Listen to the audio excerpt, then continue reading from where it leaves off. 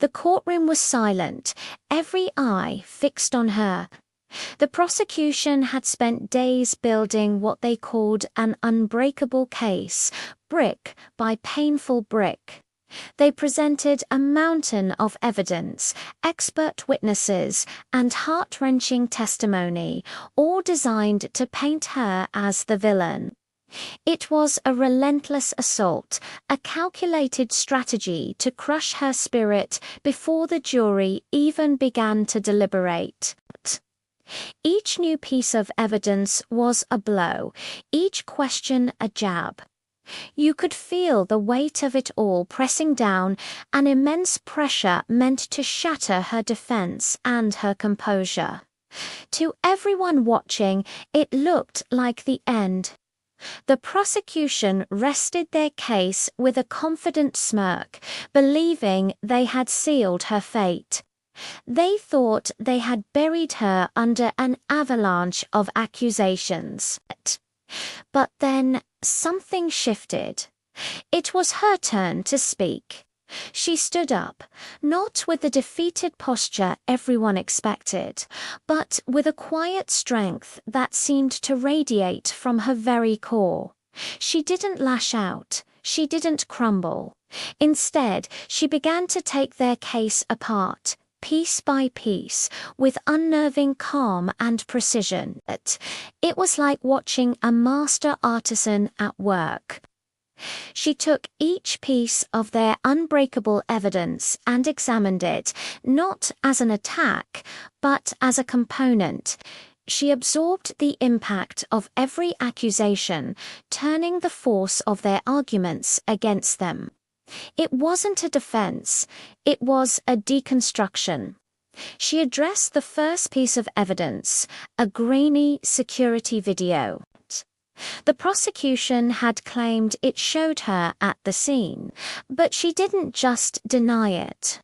She slowed it down, enhanced it, and pointed out a detail everyone had missed: a reflection in a window showing the real perpetrator. It was a stunning revelation. The prosecution's confident expressions began to falter. Next, she took on their star witness. Instead of attacking his character, she presented his own social media posts, time-stamped from the time of the incident, showing he was miles away, at a concert he'd bragged about attending. The courtroom buzzed with whispers. She wasn't just defending herself, she was revealing the truth. One by one, the pillars of the prosecution's case crumbled. The mountain of evidence they had built was revealed to be a house of cards. She had absorbed every blow, every accusation, and used its own energy to dismantle it. It was like she was a martial arts master, redirecting the force of her opponent until they were left off balance and exposed. The prosecution's strategy to crush her had backfired spectacularly. They had intended to create overwhelming force, but they hadn't counted on her ability to absorb that force and turn it into clarity. In the end, it wasn't about her being innocent or guilty. It was about how she met the attack. She showed that the greatest defense isn't always a shield. Sometimes it's a sponge.